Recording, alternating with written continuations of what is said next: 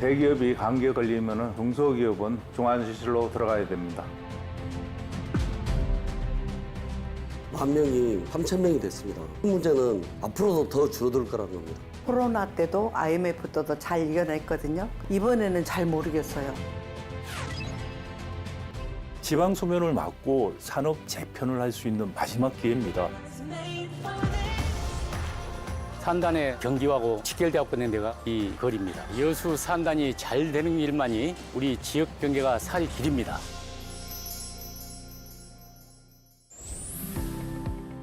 여수 국가산업단지 여수산단은 1970년대 국가주도형 중화학공업 육성 정책으로 탄생했습니다. 생산액은 연간 약 90조 원, 입주 기업은 약 300여 개에 달합니다. 전국 석유화학 수출의 약 50% 이상을 차지하는 대한민국 최대 규모의 석유화학 산업 중심지입니다. 이랬던 여수산단이 지금은 위기에 빠졌습니다. 중국, 중동의 생산 설비 대규모 확충으로 가격 경쟁력에서 밀리고 글로벌 수요가 침체된 데다 환경 이슈까지 겹친 탓입니다. 지금 얼마나 심각한 상황인지 직접 가봤습니다. 여수산단의 중심지입니다. 하늘 높게 치솟은 탑 같은 건축물들이 모여 있습니다. 사실 탑이 아니라 굴뚝입니다. 이곳에서 만드는 제품 특성상 거의 24시간 내내 수증기 등이 뿜어져 나와야 합니다. 그런데 수십 개의 굴뚝 중 단 한 곳에서만 기체가 나오고 있습니다. 완성된 제품들은 천막만 덮인 채 덩그러니 놓여 있습니다. 100명이 넘던 직원은 이젠 유지를 위해 최소한인 10여 명만 나오고 있습니다. 몇몇 기업만 이런 게 아닙니다. 특히 새로 공장을 짓는 플랜트 사업 등은 거의 올스톱 상태입니다. 작년까지만 해도 10,000명 정도가 일했는데 지금 실제적으로 일하는 인원들은 3,000명 정도밖에 없다고 보면 됩니다. 이게 줄어들다 보면 한 1,500명 정도밖에 되지 않지 않겠냐. 이혼하신 분들이 너무 많아졌어요. 또 돈을 벌어서 얘들 학업도 좀 보내야 되고 해야 되는데 그런 부분에 대한 박탈감들도 많이 있는 것 같더라고요. 이렇게 일자리가 줄어들게 되면 기존 근로자들은 다른 지역으로 뿔뿔이 흩어집니다. 배운 기술을 활용해야 하니 다른 지역으로 가서라도 일자리를 찾는 겁니다. 기업이 흔들리니 일자리가 줄고 일자리를 찾아 사람들은 지역을 떠나고 전형적인 지역 소멸의 악순환입니다. 평균 연령이 40대 후반 50대예요. 업종 전환에서 대리 기사로도 가지고 계시는데 여수가 대리 기사도 안 돼요.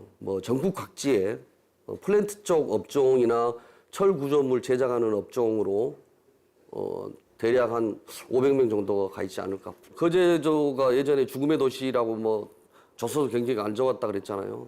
여수 산단의 위기가 제2의 거제도가 되지 않을까라는 생각도 하고 있습니다. 여수 산단은 대기업 중심으로 설계된 산단입니다. 대기업이 중심이 되고 협력업체 등 중소기업들이 공생하는 구조입니다. 지금 같은 위기가 찾아오면 더 크게 흔들리는 게 바로 이런 중소기업들입니다. 지난 40년 동안 지금만큼 힘들었던 적이 없었다고 합니다. 우리나라가 힘들었다고 얘기한 1997년에 IMF도 있었고 2007년, 8년 금융위기 및 여러 가지 많은 사건들이 있었습니다. 그다지 큰 어려움을 못 느끼고 왔습니다. 그러나 지금 현재는 많은 어려움을 느끼고 있습니다. 한 20-30% 정도 밖에 되지 않나. 70-80%가 매출이 줄었다라는 상태입니다. 이렇게 된 원인 중 하나로 대기업 의존 산업 구조를 꼽습니다. 대규모 투자가 필요한 석유화학 산업 특성상 대기업 집중 투자는 불가피한 선택이었던 부분이 있습니다. 덕분에 빠르게 지역이 성장할 수 있었지만 글로벌 위기로 대기업이 흔들리자 중소기업들은 더 크게 휘청이게 됐습니다. 마치 양날의 검과도 같습니다. 여수는 대기업 위주의 서비스 업종이 많다 보니 대기업이 위축이 되면은 중소기업은 자연적으로 더 힘들어질 수 있는 구조밖에 될 수밖에 없는 그런 구조를 가지고 있습니다. 대기업이 감기 걸리면 우리는 중환자실로 들어가 버리는 거죠. 도미노 현상이 급격하게 발생되는 겁니다. 대기업이 흔들리면 협력업체는 아주 휘청이 난 건데 이들보다 더 큰 피해를 보는 이들이 있습니다. 바로 현장 근로자입니다. 협력업체가 휘청이면 현장 근로자는 당장 생계가 위협받을 수준이 됩니다. 경제 침체의 충격파는 현장과 가까울수록 커집니다.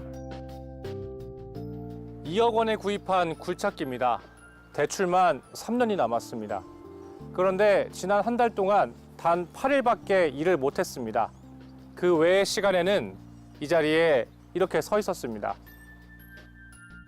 매달 갚아야 하는 금액만 300만 원이 넘습니다. 하지만 일자리가 줄어드니 고가의 장비를 사놓고도 쓰지를 못합니다. 가만히 있어도 유지 비용이 나가니 시간이 갈수록 어려움이 겹치고 또 겹칩니다. 건설사들이 계속 부도가 나고 하다 보니까 저희들은 그에 대한 체불도 엄청 많이 발생하고 하소연할 데도 없고 받을 길이 없어가지고 그 체중이 더 심해지는 것 같습니다. 여수에 지금 장비가 굴착기만 해도 한 800여 대가 됩니다. 해봐야 20% 정도, 30% 정도 일감 나눠먹기입니다. 일이 너무 줄고 속기 말해서 너무 힘든 상황입니다.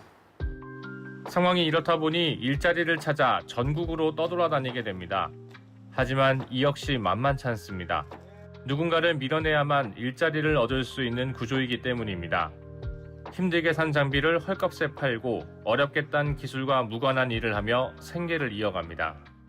장비가 너무 고가이고 매년 장비 때는 너무 오르고 저 장비 부품과 수리비가 너무 많이 듭니다. 그에 대해서 소득이 없기 때문에 저희들은 어쩔 수 없이 장비를 팔 수 있지 않는 선택밖에 할 수 없는 사람들이 많이 있습니다. 프렌트 쪽에 가서 일을 하시는 분도 있고 다른 부분에서 전공이 없다 보니까 막노동하는 그런 분들도 있다고 알고 있습니다. 이렇게 기업과 현장 근로자가 위태로워지면 지역 경제도 주저앉습니다. 돈을 쓸 사람이 없으니 문을 여는 가게가 손에 꼽게 되는 겁니다. 지금 평일 점심시간입니다. 여수 산단 위기 전에는 북적이던 거리입니다. 그런데 지금은 그나마 있는 가게들도 대체로 영업을 하지 않고 있습니다. 아예 이렇게 임대를 내놓은 곳들도 있습니다. 사람이 있으면 매일 꼭 해야 하는 게 식사입니다. 그래서 식당들을 둘러보면 지역 현황을 알 수 있습니다. 음식에 자부심이 있는 여수에서 20년을 넘긴 한정식 집도 텅 비었습니다. 2층까지 꽉 들어차던 날이 엊그제 같은데 이젠 하루에 몇 팀 정도만 와도 감사한 상황입니다. 저희 집은 한 200명 되고 할 수 있거든요. 공단이 활성화가 되고 잘 되고 바다 사업도 잘 되고 그럴 때는 우리가 이야기 깍깍 차서 받지를 못하고 그랬거든요. 근데 요즘은 너무 힘들어요. 2층은 주로 불을 꺼놓을 때가 많아요. 직원들도 그때는 많이 썼어요. 근데 지금 한 3분의 1로 줄였고 전기세도 그렇고 가스요금도 그렇고 모든 공과금도 다 너무 힘들고요. 여기도 역시 지금이 IMF나 코로나 때보다도 더 두렵다고 말합니다. IMF나 코로나는 견뎌내면 나아질 거란 작은 희망이라도 있었는데 지금은 시간이 갈수록 더 악화될 것 같다는 겁니다. 금융위기는 전 국민이 합심해 이겨냈고 전염병은 치료제가 나왔지만 경제 침체는 대전환이 일어나지 않는 한 극복하기 어렵기 때문입니다. 제가 퇴근할 때 이 뒤에 쭉 그 소방서 뒤에랑 아주 번화가를 많이 지나가 가거든요. 요소동이랑. 그런데 가보면 사람들이 없어요. 너무 제가 볼 때 저희 집이 문제가 아니다. 이거는 굉장히 걱정스럽고 염려스러웠어요. 악순환은 아직도 끝나지 않았습니다. 상권이 죽으니 관광객까지 줄어듭니다. 몰려드는 관광객들을 수용하기 위해 지었던 숙소들이 이제는 텅 비었습니다. 저 앞에 보시면은 지금 호텔들이 많습니다. 관광객이 많이 오셔가지고 이 거리를 활성화를 시켰습니다. 그런데 지금은 저 호텔이 매각이 돼가지고 레전트 호텔을 만들기 위해서 지금 비어 있습니다. 산단의 경기하고 아주 직결되어 있는 데가 이 거리입니다. 2년 전부터 여기가 아무개거로 변하고 있습니다. 상인들이 바라는 건 오직 여수 산단의 부활입니다. 산단 경기가 좋아져야 지역도 살아남을 수 있다는 걸 누구보다 잘 알고 있습니다. 10%는 폐업을 한 업소, 휴바람은 없어. 산단이 활성화되고 수출이 활성화되고 또 살아야지만이 우리 여수 경기, 내수 경기도 또 같이 동반대에 살아나고 산단이 경기가 좋지 않으면 여수와 경기가 좋지 않습니다. 지금 힘든 건 맞습니다. 하지만 그렇다고 다들 손 놓고 있던 건 아니었습니다. 여수 산단을 살리기 위해 곳곳에서 노력도 이어져 오고 있습니다. 여수 산단은 지난 5월부터 2년간 산업위기 선제 대응 지역으로 지정됐습니다. 우리나라 석유화학 분야에서는 최초 사례입니다. 국가의 적극적인 도움이 필요하다는 걸 끊임없이 알리고 설득한 결과였습니다. 선제적으로 저희들이 이런 부분들을 알리게 된 거죠. 시민들한테 알리게 됐고 또 협조를 구하고 이렇게 하다 보니까 지속적으로 이렇게 이제 이 위기에 대해서 설명하다 보니까 이제 정부도 알게 되고 그래서 최근에는 이제 우리 여수 국가산단에 산업위기 선제 대응 지역으로 지정된 걸로 할 정도로 지금 여수 석유화학 산업이 어렵습니다. 당장 해결해야 할 숙제 1번은 생산 원가 절감이라고 말합니다. 석유화학 산업 특성상 원가 경쟁에서 밀리면 회복이 어렵습니다. 제품이 팔리든 팔리지 않든 가격이 오르든 내리든 계속해서 생산해내야 하는 특성을 갖고 있기 때문입니다. 기업 노력도 필요하겠지만 정부의 지원 없인 불가능한 일이라고 강조합니다. 주요 기업들을 영업이익이 날 수 있도록 어떤 기반을 닦아주지 않은 한 절대적인 다른 어떤 우리 지역 경기가 살아날 수가 없어요. 전기요금을 작년만 해도 한 10.2%를 인상시켜버렸어요. 4년 동안 80% 인상시켰습니다. 생산원가를 낮추게 만들어서 글로벌 시장에 중국하고 경쟁할 수 있는 어떤 방법을 찾아야 저는 이 기업들이 살아난다 생각을 해요. 제조업이 쇠퇴하고 생산 거점이 해외로 이동하면서 국내 산업 기반과 고용이 약화되는 산업 공동화 현상. 여수뿐만이 아니라 당진, 군산 등 전국 곳곳에서 이미 일어나고 있습니다. 사실 이미 오래전부터 일어나고 있는 일이었지만 그 충격파가 피부로 와닿기 시작한 건 최근입니다. 미리 대비하지 않은 값을 톡톡히 치르고 있습니다. 우리가 끓는 물 안에 개구리 같은 처지였는데 이제 그 물이 끓기 시작하는 거죠. 그러니까 느끼는 거죠. 그래서 이제 실감을 하기 시작했는데 물이 끓기 시작하면 금방 끓어버려요. 그러니까 지금이 거의 마지막이다. 거기서 뛰쳐나올 마지막이다. 마지막 생존의 기회를 놓치지 않으려면 변화가 필요합니다. 기존에 해오던 대로 더 열심히 하는 게 아닌 새로운 전략이 필요합니다. 세계 경제 흐름을 파악하고 우리가 잘할 수 있는 것에 새롭게 투자하고 육성하는 안목이 절실합니다. 반도체 수요에 발맞춘 팹리스 증축, 미국 안보와 연결되는 산업 강화, 금융개혁 등 방법은 다양합니다. 문제는 의지, 고통을 나누려는 마음입니다. 우리 경제에 대해서 너무 장밋빛 이야기만 할 게 아니고 현실을 이야기를 해야 돼요. 현실 진짜 어려요. 그 현실을 어려운데 쉬운 방법이 없어요. 노동자들도 반대할 수 있고 기업들도 당장의 기득권 반대를 할 수가 있죠. 그렇지만 그게 답이 아니라는 걸 설득할 수 있어요. 최선의 길이 지금 할 수 있는 것들은 지금 고통을 분담하더라도 전환을 해야 된다. 이런 고통들을 분담하고 참아내서 이렇게 가지 않는다면 어떻게 될지 이런 걸 통해서 지역민들, 노조, 기업 설득을 정부가 하는 거, 지방정부와 중앙정부가 같이 설득하고 협력하는 거 이거 외에는 답이 없다고 생각이 듭니다.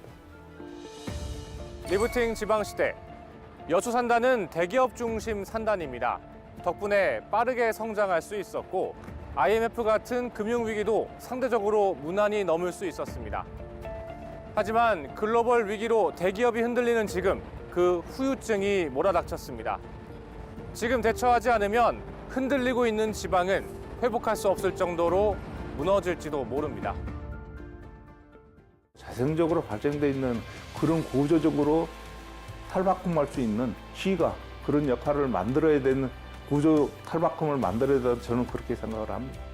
지금 이 타임을 놓치면은 골든 타임을 놓치게 되면 저는 상당히 어떤 지역 경제가 어려운 어떤 늪으로 빠질 걸로 저는 생각하고 있습니다. 우선 국가적으로 긴급하게 빨리 그래야 지역 경제가 붕괴되지 않는다고 저는 생각합니다.